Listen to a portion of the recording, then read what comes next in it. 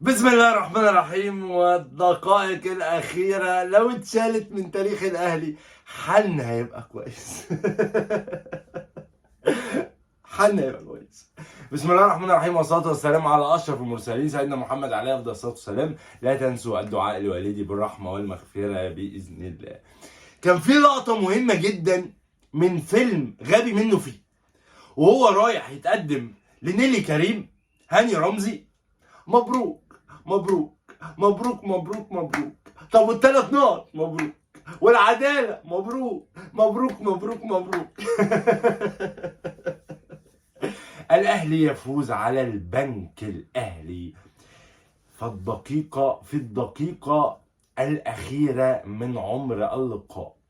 شخصية البطل وشخصية اللعيبة، وهو ده الأهلي وبلس 90 والسسبنس ومعرفش ايه. ده مهم جدا ان انت يبقى عندك شغف ان انت بتلعب كورة في النادي الأهلي.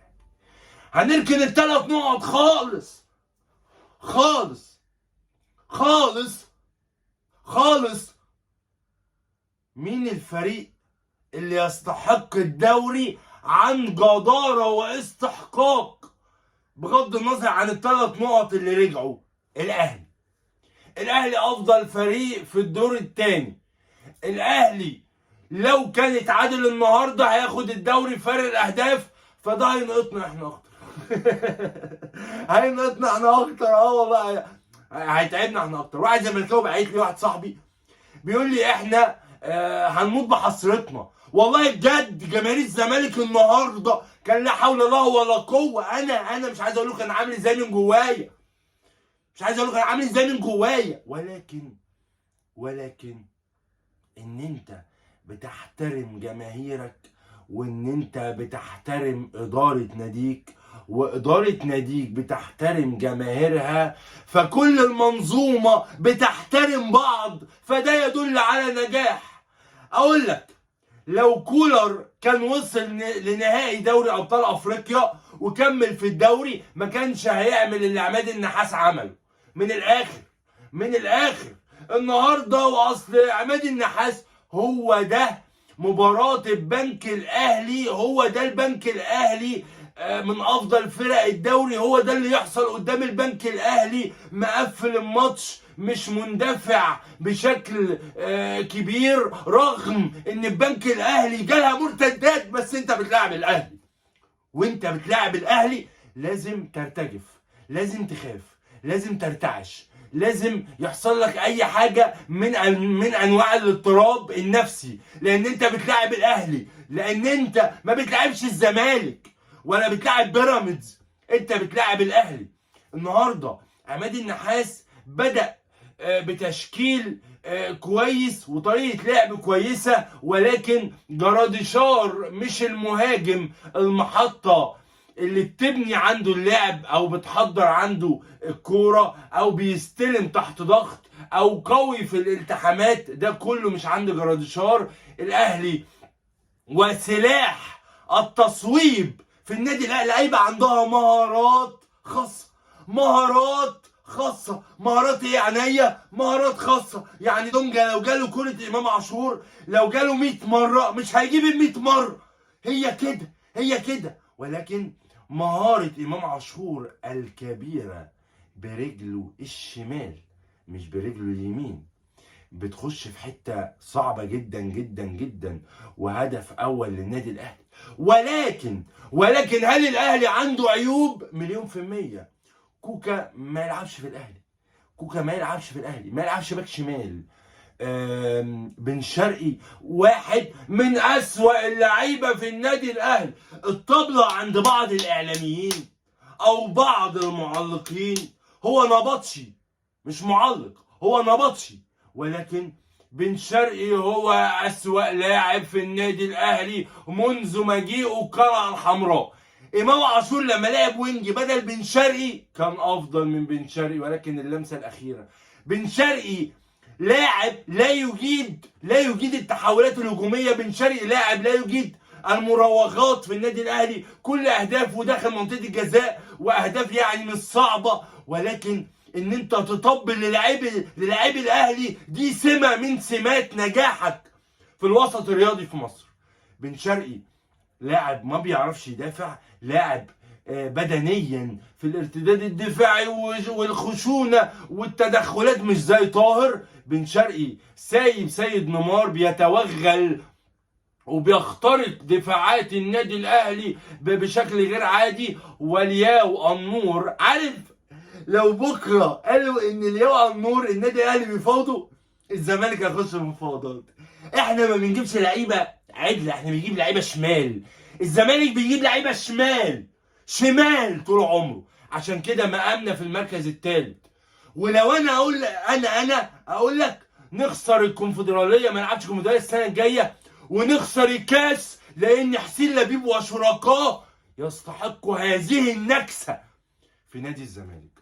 اعتقد ان الاهلي كان كويس ان هو ماسك الكوره، ولكن التعادل في نهايه الشوط الاول للبنك الاهلي اربك النادي الاهلي، لان النادي الاهلي كان عايز يلعب على المرتدات على البنك الاهلي. ده البنك الاهلي هو اللي بيلعب على المرتدات على الاهلي، ولكن اسامه فيصل لما خرج ريح محمد هاني شويه وخلاه يخش قدام. اعتقد ان من مميزات عماد النحاس ان هو بيطير الباكات بتطير، ولكن برضو كان عليهم واجبات دفاعيه كبيره جدا جدا جدا.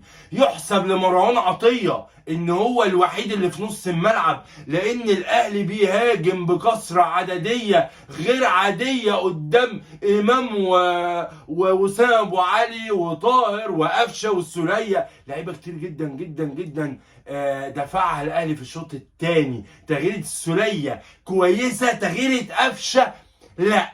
كنت اسيب طاهر او اسيب بن شرقي، اسيب طاهر او بن شرقي، ولكن اعتقد ان ياسر ابراهيم ودخوله جوه منطقه الجزاء كده خربانه، ده مميزات الاهلي ودي شخصيه الاهلي. انا عندي يقين ان انا هجيب جول، انا عندي يقين ان انا هاخد الدوري، حتى لو الدنيا متلخبطه معايا وخسرت افريقيا وما دخلتش الكاس وبلعب في الدوري وفرق 4 نقط، وفي هدف احمد رضا اللي خلى فرق النقط ما بينك وما بين بيراميدز 4 مش 7. ده مهم جدا. كل الحاجات دي بلس 90 والشخصيه واللعيبه اللي عندها رجوله وعندها احترام، هي دي اللعيبه اللي تستحق الدوري من وجهه نظري.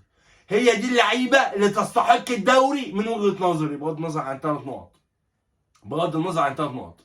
اسامه فيصل لاعب مميز جدا جدا، ولكن محمد هاني قدر ان هو يوقفه، ودايما كان في ظهر في ظهر اسامه فيصل. محمد هاني من افضل اللعيبه في النادي الاهلي تكتيكيا، وبيسمع كلام المدرب، وواحد من افضل اللعيبه في الاهلي، وجماهير الاهلي عرفت ده، ان محمد هاني هو لاعب مش مطلوب ان انا اشوط واعمل واكسر. فين عمر كمال عبد الواحد؟ لا حول له ولا قوه، هيمشي من النادي الاهلي السنه الجايه مثلا. عمر كمال اللي الاهلي كان جايبه والحق وجايبين بتاع الزمالك، البس. محمد هاني واحد من اللعيبه المميزه.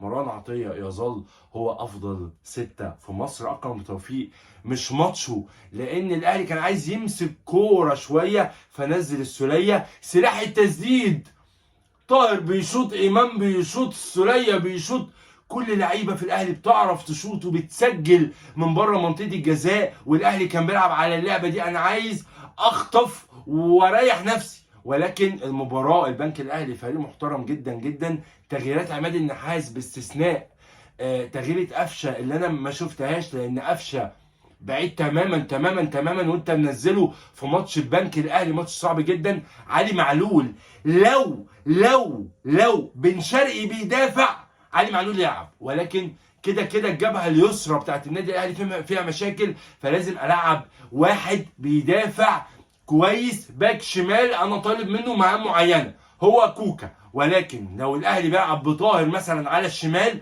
ممكن علي معلول يلعب، وعادي جدا الدنيا هتبقى كويسه. غيابات الاهلي كان عنده غيابات، رامي ربيعه واحد من المدافعين المميزين، العش وياسر ابراهيم عمل مباراه كبيره. ياسر ابراهيم عمل اسيست الفوز لاسامه ابو علي اللي نزل.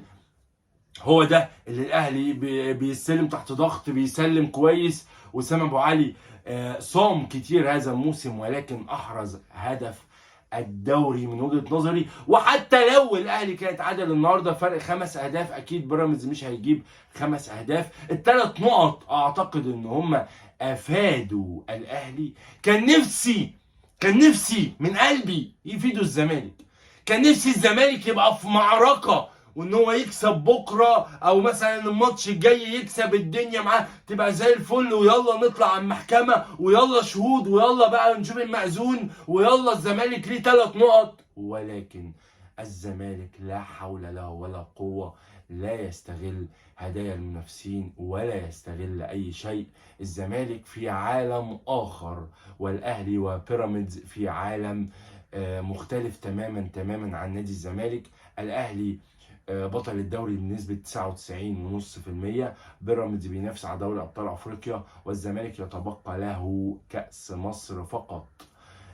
أعتقد إن الأهلي يستحق الدوري من وجهة نظري، رغم اعتراضي على موضوع ال3 نقط اللي فيه مجاملة كبيرة جدا للنادي الأهلي. هل الحكم لعب وقت زياده؟ اعتقد من وجهه نظري لعب ثواني زياده ملهاش اي 30 لازمه، لان الحكم كان هيصفر وخلى الاهلي يكمل الهجمه بجمله اللي راح. لايك مهم جدا من وجهه نظركم في الكومنتات، واعملوا شير مهم جدا للفيديو، ولايك مهم للفيديو وجهه نظركم في الكومنتات. ولا تنسوا الاشتراك مهم جدا في القناه، وفعل زر الجرس مهم جدا، ورايك في الكومنتات مهم جدا. سلام.